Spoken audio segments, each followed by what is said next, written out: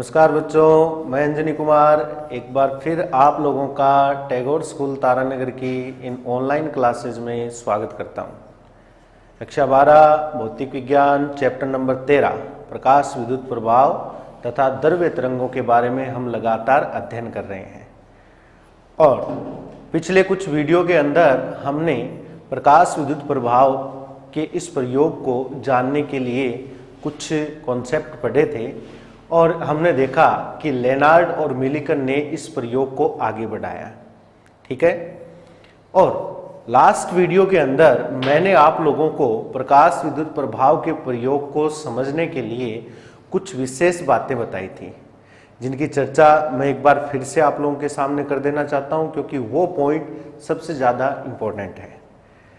Number 1, अगर बात आएगी इलेक्ट्रॉनों की संख्या पर तो आपको प्रकाश की तीव्रता बदलनी है।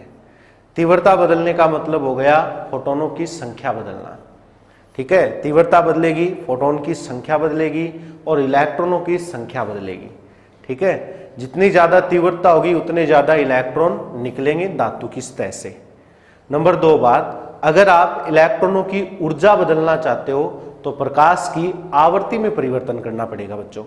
ठीक है, आवृत्ति में परिवर्तन करोगे तो उससे इलेक्ट्रॉनों की ऊर्जा में भी परिवर्तन होगा। नंबर 3 बात, धातु सतह से जो इलेक्ट्रॉन निकलेंगे उन इलेक्ट्रॉन एक जैसी नहीं होगी, अलग अलग ऊर्जा के इलेक्ट्रॉन हो सकते हैं और कुछ इलेक्ट्रॉन समान ऊर्जा के भी हो सकते हैं। नंबर 4 बात, जो आप फोटोन डाल रहे हो, फोटोन की बात चल रही है, तो वही बात फोटोन के संबंध में भी है कि प्रत्येक फोटोन की ऊर्जा भी एक जैसी नहीं होती। फोटोन ऊर्जा का पैकेट होता है और प्रत्येक पैकेट के पास ऊर्जा का मामला अलग अलग होता है। ठीक है, ये मैंने कुछ बातें आप लोगों के सामने रिपीट कर दी है। और एक बात और याद आ रही है मेरे, वो भी बता देना चाहूंगा कि जब धातु की सतह पर आप फोटोन डालोगे यानी प्रकाश डालोगे तो वहां से इलेक्ट्रॉन निकलेंगे।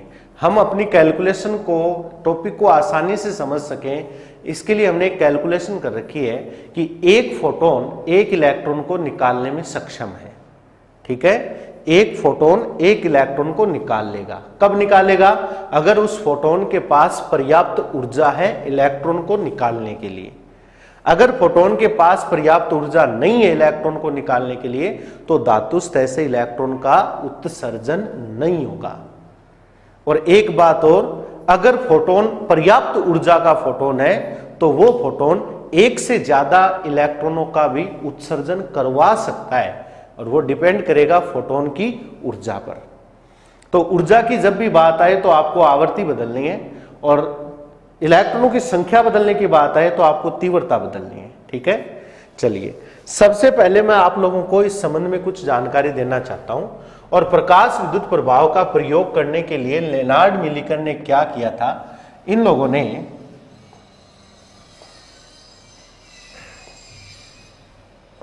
एक निर्वातित कांच की नलिका के अंदर, ये कांच की नलिका इन्होंने ली थी और इस कांच की नलिका के भीतर इन्होंने 2 धातु की प्लेटें जोड़ दी थी। यही सर्किट पढ़ रहे हैं हम लगातार। सर्किट तो पूरा वो हमने पढ़ा था, वैसे ही बनाना है। इसे बैटरी से कनेक्ट किया था, एक सिरा नेगेटिव से जिसे कैथोड कहेंगे और एक सिरा पॉजिटिव से जुड़ा जिसे मैं एनोड नाम दूंगा। ठीक है, बैटरी के पॉजिटिव से जोड़ दो और एक को बैटरी के नेगेटिव से कनेक्ट कर दो। वोल्टमीटर और एमीटर समांतर क्रम और श्रेणी क्रम में जोड़ देंगे ताकि वोल्टेज और धारा का मापन कर सके। बाकी विभव परिवर्तन के लिए विभव विभाजक व्यवस्था और दिशा बदलने के लिए दिक् परिवर्तक की व्यवस्था हमने लास्ट वीडियोज में देख ली है, वो आपको पता ही होगा, उनके बारे में थोड़ा ध्यान देना आप लोग। ठीक है, अब इन्होंने क्या किया, लेनार्ड और मिलिकन ने इस प्रयोग में कुछ ऐसा किया बच्चों, इस ऋण प्लेट के ऊपर जैसे ही प्रकाश का आपतन किया, कौन सी प्लेट के ऊपर? ऋण प्लेट के ऊपर। किसका आपतन किया है? प्रकाश का। मैं यहां लिख देता हूं, आपतित प्रकाश। ठीक है, ऋण प्लेट के ऊपर प्रकाश का आपतन किया है। जैसे ही प्रकाश का आपतन किया है तो प्लेट से इलेक्ट्रॉनों का उत्सर्जन शुरू हुआ है। ठीक है, यहां ये प्लेट से इलेक्ट्रॉन निकलना शुरू हो गए और ये इलेक्ट्रॉन धन प्लेट द्वारा आकर्षित कर लिए गए। ठीक है, नेगेटिव प्लेट से इलेक्ट्रॉन निकले, इन इलेक्ट्रॉनों को इस पॉजिटिव प्लेट ने आकर्षित कर लिया, जिससे परिपथ में धारा बहती है। इस धारा को प्रकाश विद्युत धारा नाम दिया गया। लेनार्ड मिलिकन ने यही कहा कि जब प्रकाश का आपतन किया जाता है तो इलेक्ट्रॉन निकलेंगे और वो इलेक्ट्रॉन इस प्लेट द्वारा आकर्षित कर लिए जाएंगे। देखो इस प्रयोग में इन्होंने क्या देखा। नंबर एक बात, सबसे बड़ी बात इन्होंने ये नोट की इस प्रयोग के अंदर, ध्यान देना बच्चों, क्या देखा इन्होंने कि आप प्लेट पर ऐसा नहीं है कि आपकी मर्जी आई वैसा प्रकाश डाल दिया। इन्होंने ये देखा, प्रकाश को डालकर देखा इन्होंने अलग अलग प्रकार से, लेकिन इन्होंने इलेक्ट्रॉन उसी कंडीशन में निकलता हुआ पाया जब प्रकाश की एक विशिष्ट आवृत्ति थी, यानी आपतित प्रकाश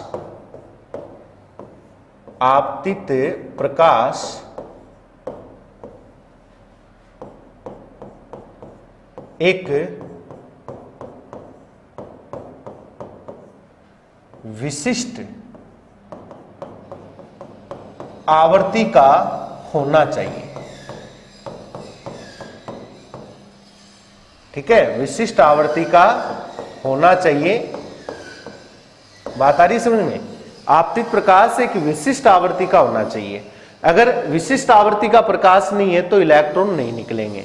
हाँ, इस विशिष्ट आवर्ती से ज्यादा आवर्ती का आप डाल सकते हो, लेकिन कम से कम इस आवर्ती का प्रकाश होना चाहिए। और इस विशिष्ट आवर्ती को हमने क्या नाम दिया था, अगर आपको याद है तो हमने नाम दिया था दैली आवर्ती। मैं इसके क्वेश्चन दूंगा आपको, ठीक है, और वो क्वेश्चन भी आप लोगों को तैयार करने हैं। इस विशिष्ट आवर्ती को क्या नाम देते हैं हम? दैली आवर्ती। यानी कम से कम दैली आवर्ती का प्रकाश होना चाहिए। दैली आवर्ती से ज्यादा आवर्ती का प्रकाश डाल रहे हो तो बहुत बढ़िया बात है, कोई प्रॉब्लम ही नहीं है। लेकिन दैली आवर्ती से कम आवर्ती का अगर आप प्रकाश डाल रहे हो तो इलेक्ट्रॉन उत्सर्जित नहीं होंगे। ठीक है, क्योंकि और फिर दूसरी बात यह कि ये दैली आवर्ती का मान डिपेंड करता है धातु पर। आखिर धातु कैसा है, कैसा वो धातु है जिससे इलेक्ट्रॉन निकल सकते हैं, तो उसके आधार पर दैली आवर्ती का मान भी निर्धारित होगा। अलग अलग धातुओं के लिए दैली आवर्ती का मान अलग अलग होने वाला है। ठीक है, अगली बात ये बताऊंगा, जब प्रकाश का आपतन नहीं करोगे, जब प्रकाश का आपतन नहीं किया जाता है तो परिपथ में धारा प्रवाह नहीं होगा। मतलब प्रकाश का आपतन ही नहीं करोगे तो इलेक्ट्रॉन नहीं निकलेंगे, और जब ये इलेक्ट्रॉन नहीं निकलेंगे तो करंट कहां से आएगा। तो मैं यहां पर अगली स्टेप ये लिख रहा हूं, क्या प्रकाश का आपतन बंद करने पर, प्रकाश का आपतन बंद करने पर क्या रिजल्ट निकलेगा? धारा प्रवाह नहीं होगा। आपतन बंद कर देने पर धारा प्रवाह नहीं होगा। ठीक है, अब देखो ये इस प्रकार का मतलब मेनली उन्होंने जो रिजल्ट था वो तो उन्होंने बता ही दिया पहले, लेकिन अब इन्होंने क्या किया, इस चीज को ग्राफ के रूप में प्रदर्शित करने के लिए, यानी इन्होंने क्या किया, इस पूरे प्रयोग को बच्चों एक अलग ही रूप से प्रस्तुत करने की कोशिश की इन्होंने। ठीक है, यानी मतलब ताकि कोई किसी प्रकार का कोई मतलब क्वेश्चन न रह जाए, कोई कमी न रह जाए। ठीक है, और इन्होंने क्या किया, थोड़ा ध्यान देना आप लोग। इन्होंने सबसे पहले आवर्ती और तीव्रता दोनों की बात कर रहा हूं, दोनों को नियत रखा।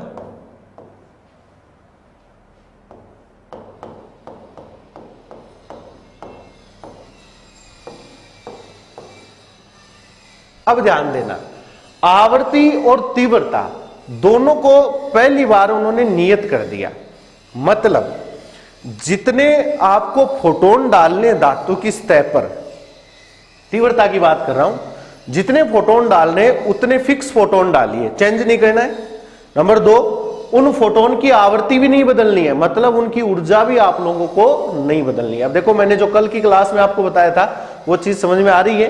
तीव्रता फिक्स कर दी मतलब फोटोन फिक्स हो गए, आवृत्ति फिक्स कर दी मतलब इलेक्ट्रॉनों की ऊर्जा भी फिक्स हो गई। समझ में आई बात मेरी? मैं यहां पर ये चीज समझ सकते हो आप लोग। आवृत्ति का मतलब तो मैं यहां लिख देता हूं इसके नीचे ब्रैकेट में, यानी इलेक्ट्रॉन की ऊर्जा की बात कर रहा हूं, ठीक है, इसका मतलब तो ये है। और यहां मैं बात कर रहा हूं इलेक्ट्रॉन की संख्या की, तीव्रता की मतलब इलेक्ट्रॉन की संख्या की बात कर रहा हूं। और इन दोनों से रिजल्ट ये है कि ये दोनों चीज यहां पर नियत है, इलेक्ट्रॉन की ऊर्जा भी नियत है और उनकी संख्या भी नियत है, ठीक है। अब इन्होंने क्या किया, एक ग्राफ बनाया, ठीक है। और वो ग्राफ किस किस के बीच में बनाया बच्चों? एक तरफ तो इन्होंने ली प्रकाश विद्युत धारा, क्योंकि धारा बह रही है ना इससे, प्रकाश विद्युत धारा एक साइड में तो, और एक साइड में इन्होंने विभव लिया, क्योंकि हमने बैटरी से जोड़ रखा है इसको, ठीक है।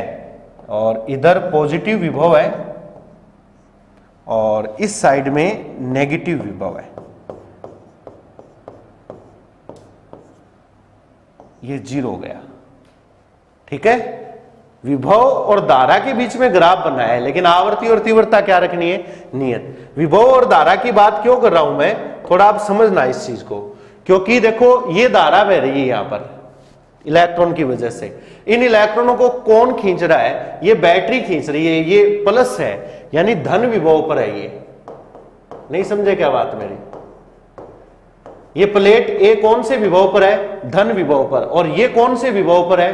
ये है ऋण विभव पर। ये तो आप जानते ही हो, पॉजिटिव धन विभव पर होता है, नेगेटिव ऋण विभव पर होता है। तो ये इलेक्ट्रॉनों को खींचने का काम कौन कर रहा है? इन इलेक्ट्रॉनों को यहां ये नेगेटिव जो पोटेंशियल है, ऋणात्मक विभव है, वो तो इन इलेक्ट्रॉनों को पीछे से धक्का दे रहा है, ठीक है। और ये पॉजिटिव विभव है, वो इनको खींच रहा है। तो जितना विभव ये पॉजिटिव इनको खींचेगा और पीछे से ये जितना इसको धक्का देगा, उसी से तो क्या उत्पन्न होगी? धारा उत्पन्न होगी, जिस धारा को हम क्या कहते हैं? प्रकाश विद्युत धारा। जिस धारा को हम क्या कहते हैं? प्रकाश विद्युत धारा। समझ में आई बात मेरी आप लोगों को? ठीक है। तो इसलिए मैं इस ग्राफ के अंदर प्रकाश विद्युत धारा और विभव की चर्चा कर रहा हूं, ठीक है। एक तरफ नेगेटिव पोटेंशियल है और एक तरफ पॉजिटिव पोटेंशियल है। थोड़ा ध्यान देना जी आप इसके ऊपर, क्योंकि ये ग्राफ इंपॉर्टेंट है और इसका अध्ययन धारा और विभव के साथ अध्ययन कर रहा हूं, लेकिन मैंने आवर्ती और तीव्रता को नियत रखा है। न तो मुझे आवर्ती बदलनी है और न ही तीव्रता। चलिए अब देखो यहां पर विभव 0 है, ध्यान देना। यहां पर विभव क्या है? 0, ठीक है। अब विभव 0 होने के लिए मैं यहां पर एक बार आप लोगों को एक डायग्राम छोटा सा दोबारा बता देता हूं, वही डायग्राम जो हमने पहले पढ़ा है, ठीक है। ये प्लेट थी अपनी C, जिसको नेगेटिव से कनेक्ट किया। ये प्लेट थी अपनी A, जिसको पॉजिटिव से कनेक्ट किया, ठीक है। अब मेरा पहला टारगेट क्या है? ध्यान देना बच्चों। विभव 0 होने का मतलब A पर जो विभव है वो 0 है, ठीक है। A पर विभव क्या है? 0। क्लियर? तो ध्यान देना, ये इलेक्ट्रॉन यहां से निकले हैं, मैंने प्रकाश डाल दिया, तो इस प्लेट से क्या निकले हैं? इलेक्ट्रॉन, ठीक। अब यहां विभव 0 मतलब विभव 0 है। इसका अर्थ क्या हुआ? इसका अर्थ यह हुआ कि ये जो प्लेट A है जो आपने यहां लगा रखी है, ये प्लेट इलेक्ट्रॉनों को आकर्षित नहीं कर रही। भाई आकर्षित कब कर रही है? जब इस पे पॉजिटिव होता है। जब इस पे पॉजिटिव होता है तब ये इसको खींच रही है। अब इस पे पॉजिटिव मैंने विभव क्या कर दिया बच्चों? 0 कर दिया। इस पे जो मैंने पॉजिटिव विभव है वो क्या कर दिया? 0 कर दिया। पहली कंडीशन में 0 कर दिया, तो मतलब ये प्लेट अब खाली नाम की प्लेट है, ये इलेक्ट्रॉनों को आकर्षित नहीं कर रही। 0 विभव है ना। जब इलेक्ट्रॉनों को आकर्षित नहीं करेगी तो फिर ये जो इलेक्ट्रॉन है इनको थोड़ी समस्या हो जाएगी रास्ते में, क्योंकि जब ये प्लेट इनको खींच रही थी तब तो ये फटाफट प्लेट ए पर आ रहे थे और धारा प्रवाह कर रहे थे, लेकिन अब प्लेट ए ने इनको खींचना बंद कर दिया क्योंकि मैंने इसको किस विभव पर डाल दिया है, 0 विभव पर। ठीक है, अब देखो ये जो इलेक्ट्रॉन बाहर निकले हैं बच्चों, जितने भी इलेक्ट्रॉन है, क्योंकि मैंने आवर्ती और तीव्रता दोनों नियत रख रखे हैं यहां पर, जितने भी इलेक्ट्रॉन बाहर निकले हैं इनमें से क्या सभी इलेक्ट्रॉनों की ऊर्जा एक जैसी है क्या? तो आप कहोगे कि नहीं सर, सभी की ऊर्जा एक जैसी नहीं है, इनमें से कुछ कम ऊर्जा वाले इलेक्ट्रॉन और कुछ ज्यादा ऊर्जा वाले इलेक्ट्रॉन है। तो बच्चों क्या होगा, इन इलेक्ट्रॉनों में से जिन इलेक्ट्रॉनों की ऊर्जा ज्यादा है, ध्यान देना, जिन इलेक्ट्रॉनों की ऊर्जा, ऐसे सारे तो होंगे नहीं, कुछ एक इलेक्ट्रॉन होंगे जिनकी ऊर्जा क्या होगी, ज्यादा, और वो ज्यादा ऊर्जा वाले इलेक्ट्रॉन बिना किसी आकर्षण के अपनी ऊर्जा के दम पर प्लेट ए पर आ जाएंगे। बात समझ रहे हो मेरी? ध्यान देना, क्या बता रहा हूं मैं यहां पर कि इनमें से जिन इलेक्ट्रॉनों की ऊर्जा ज्यादा है वो इलेक्ट्रॉन अपनी ऊर्जा की बदौलत, ऊर्जा के आधार पर, क्योंकि ये प्लेट तो उनको खींचना बंद कर दिया इस प्लेट ने, लेकिन इन इलेक्ट्रॉनों में जिसकी ऊर्जा ज्यादा है वो इलेक्ट्रॉन ऊर्जा के आधार पर स्वतः ही प्लेट ए पर आ जाएंगे, कुछ एक इलेक्ट्रॉन, और जब ये स्वतः ही प्लेट ए पर आएंगे तो कुछ धारा बहेगी। बात समझ में आ रही है? कुछ धारा बहेगी। क्या सभी इलेक्ट्रॉन आए हैं क्या? नहीं आए, कुछ एक इलेक्ट्रॉन आए, तो धारा, कुछ एक धारा प्रवाहित होगी। मतलब ये हमारा ग्राफ है, इसमें ये धारा का पॉइंट है, जैसे मैंने यहां से स्टार्ट कर दिया, तो कुछ धारा का मान आएगा, मैंने यहां एक चिन्ह लगा दिया धारा का। समझ में आ रही बात मेरी? यानी यहां धारा का कुछ न कुछ मान आएगा। ठीक, अब आप क्या करो, इस बैटरी पर ये जो पॉजिटिव विभव है ए पर, ठीक है, इस ए पर ये जो पॉजिटिव है, इस पॉजिटिव को बढ़ाओ, पॉजिटिव बढ़ाना है। नेक्स्ट कंडीशन की बात कर रहा हूं, आपको पॉजिटिव बढ़ाना है बच्चों। ठीक, अब जैसे ही आप पॉजिटिव बढ़ाओगे तो ध्यान देना, पहली कंडीशन में तो बिल्कुल 0 विभव कर दिया, अब मैं पॉजिटिव बढ़ा रहा हूं, जैसे ही पॉजिटिव बढ़ाओगे तो ये प्लेट इन इलेक्ट्रॉनों को आकर्षित करना शुरू कर देगी, इनको खींचेगी। ठीक है, जैसे इन इलेक्ट्रॉनों को खींचेगी तो खींचने से क्या होगा, कुछ इलेक्ट्रॉन तो पहले से ही ऑलरेडी इस प्लेट पर आ चुके थे, लेकिन कुछ इलेक्ट्रॉन ऐसे थे जिनके पास ऊर्जा कम थी, वो इलेक्ट्रॉन इस प्लेट पर नहीं पहुंच पा रहे थे। उन इलेक्ट्रॉनों को अब हो गई आसानी, क्योंकि इस प्लेट ने अब इन इलेक्ट्रॉनों को खींचना शुरू कर दिया। बात समझ में आ रही है? अब जो इलेक्ट्रॉन यहां रास्ते में बच गए थे वो भी फटाफट कहां आएंगे, प्लेट ए पर आएंगे। ठीक, क्योंकि प्लेट ए पर मैंने पॉजिटिव बढ़ा दिया है बच्चों, तो ये इलेक्ट्रॉन फटाफट प्लेट ए पर आएंगे। जब प्लेट ए पर आएंगे तो कुछ पहले से भी आ रहे थे, लेकिन अब और ज्यादा हो गए। और ज्यादा कैसे हो गए, कम ऊर्जा वाले भी प्लेट ए पर आ चुके हैं, क्योंकि प्लेट ने उनको खींचना शुरू कर दिया। तो बच्चों, इस कंडीशन के अंदर ये जो प्रकाश विद्युत धारा है, इस प्रकाश विद्युत धारा के मान में वृद्धि होगी। समझ में आ रही बात मेरी? प्रकाश विद्युत धारा के मान में क्या होगी, वृद्धि होगी, क्योंकि मैंने पॉजिटिव बढ़ाया तो ये धारा बढ़ी। ठीक, क्योंकि इलेक्ट्रॉनों को इसने खींचना शुरू कर दिया। अब देखो, आप पॉजिटिव बढ़ाते जाओ, बढ़ाते जाओ, ज्यादा बढ़ाने से फायदा क्या है? क्यों?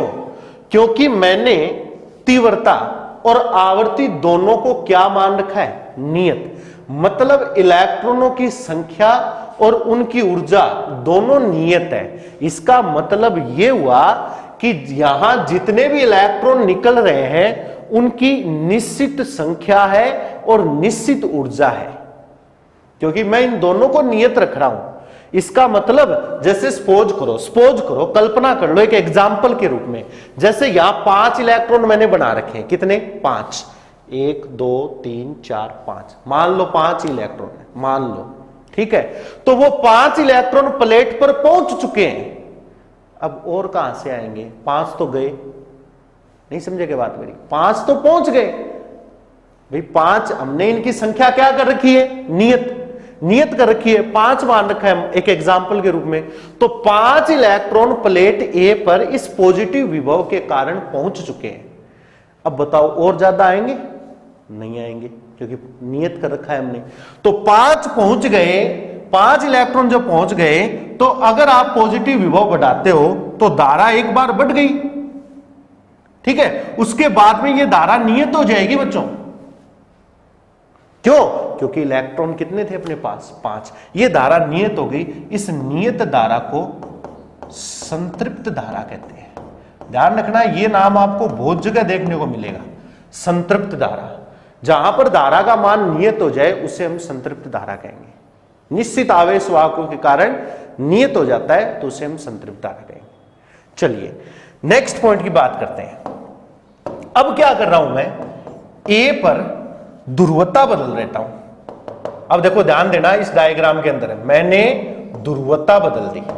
अगली बार ध्रुवता बदलकर बात करूं मैं, ध्रुवता बदलकर बात कर रहा हूं, ठीक है। ए पर 0 करके देख लिया, ए पर पॉजिटिव करके देख लिया। अब मैं इनकी ध्रुवता बदल रहा हूं, किसकी सहायता से? दिक् परिवर्तक की सहायता से। ध्रुवता बदलूंगा ना तो ये सी प्लेट है, ये ए प्लेट है। ध्रुवता बदलते ही ये पॉजिटिव हो जाएगी, ये नेगेटिव हो जाएगी। देखो ध्रुवता बदल दी ना मैंने इसकी। ध्रुवता बदलते ही मैं इस साइड में आ गया, क्योंकि पॉजिटिव को मैंने क्या बना दिया? नेगेटिव। क्लियर? अब आप क्या करो, ए पर जो ये नेगेटिव है ये बढ़ाओ,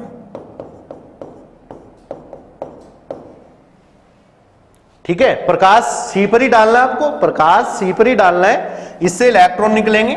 मैंने कितने इलेक्ट्रॉन निकाले हैं? सपोज करो जैसे 5 निकाले तो 1 2 3 4 5 ही निकाले, 5 ही मानना एक एग्जाम्पल के रूप में।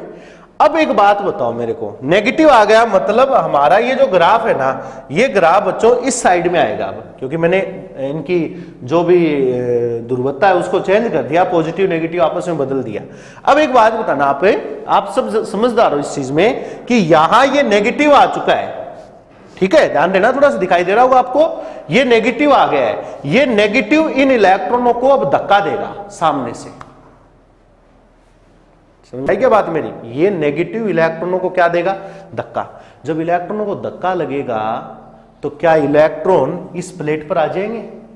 नहीं आएंगे, ठीक है। और फिर मेन बात ये है, जब धक्का लगना शुरू हो गया तो प्रॉब्लम किनके हैं? प्रॉब्लम उन इलेक्ट्रॉनों के हैं जिनके पास ऊर्जा ज्यादा थी। क्यों? क्योंकि जिनके पास ऊर्जा कम थी वो इलेक्ट्रॉन तो रास्ते में ही रुक गए थे। क्यों भाई? हमारे पास तो ऊर्जा है ही नहीं, हम तो नहीं जा सकते। वो इलेक्ट्रॉन क्यों गए प्लेट ए पर? जब प्लेट ए ने उनको खींचा तब वो प्लेट ए पर गए, अदरवाइज वो रास्ते में रुक गए। अब ये प्लेट ए सामने से धक्का देना शुरू कर देती है तो जो कम ऊर्जा वाले इलेक्ट्रॉन है वो आगे जाएंगे? वो कहेंगे हम तो नहीं जाएंगे। क्यों?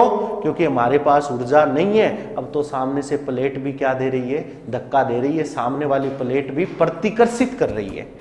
अब प्रॉब्लम हो गई उन इलेक्ट्रॉनों को जिनके पास ऊर्जा ज्यादा थी, क्योंकि निकलने वाले इलेक्ट्रॉन की ऊर्जा अलग अलग होती है, ठीक है। ये जो इलेक्ट्रॉन निकल रहे हैं इनकी सबकी ऊर्जा समान है क्या? नहीं है, अलग अलग ऊर्जा के इलेक्ट्रॉन है, ठीक है। तो एक बात बताओ, ये जो इलेक्ट्रॉन है इनमें से ज्यादा एनर्जी वाले इलेक्ट्रॉन इस प्लेट पर इस प्रतिकर्षण के विरुद्ध, जैसे सपोज करो मान लो एक इलेक्ट्रॉन ये आ रहा है और एक इलेक्ट्रॉन ये आ रहा है और एक इलेक्ट्रॉन ये आ रहा है, बाकी ये 2 है वो रास्ते में रुक गए कि हमसे नहीं होगा। ये 3 इलेक्ट्रॉन इस प्लेट पर आगे बढ़ने की कोशिश कर रहे हैं क्योंकि इनके पास ऊर्जा कुछ ज्यादा है, लेकिन ये प्लेट इनको सामने से क्या देगी? धक्का देगी। जब सामने से धक्का देगी तो इनको थोड़ी सी मुश्किल होगी तो बच्चों इस धारा का मान धीरे धीरे कम होगा। बात समझ में आ रही है क्या? धारा का मान धीरे धीरे कम होगा। आप क्या करो, ये नेगेटिव बढ़ाते जाओ, ये जो नेगेटिव विभव है ये बढ़ाते जाओ। जैसे जैसे आप नेगेटिव बढ़ाते जाओगे इन इलेक्ट्रॉनों पर धक्का लगता जाएगा, नेगेटिव बढ़ाते जाओ, धक्का लगता जाएगा, प्रतिकर्षण होता जाएगा, इलेक्ट्रॉन रास्ते में रुकते जाएंगे और एक कंडीशन ऐसी आएगी, देखो ये आ गई एक कंडीशन ऐसी आएगी। इस कंडीशन में क्या होगा? इस प्लेट ए ने इलेक्ट्रॉनों को इस प्लेट पर आने से रोक दिया। इस ऋण विभव ने इन इलेक्ट्रॉनों को रास्ते में ही रोक दिया। जो चाहे कोई ज्यादा ऊर्जा वाला हो चाहे कम ऊर्जा वाला हो, नेगेटिव प्लेट ने इन इलेक्ट्रॉनों को रास्ते में रोक दिया। इलेक्ट्रॉन यहां रास्ते में रुक गए प्रतिकर्षण के कारण, तो धारा बहेगी क्या? धारा कब बहती है? जब ये इलेक्ट्रॉन इस प्लेट पर आते हैं, लेकिन इस प्लेट ने इनको रास्ते में रोक दिया। इसका मतलब एक निश्चित ऋणात्मक विभव पर धारा का मान शून्य हो गया। और जिस ऋणात्मक विभव पर धारा का मान शून्य होता है ना बच्चों, देखो यहां शून्य हुआ है ना धारा का मान, इस ऋणात्मक विभव को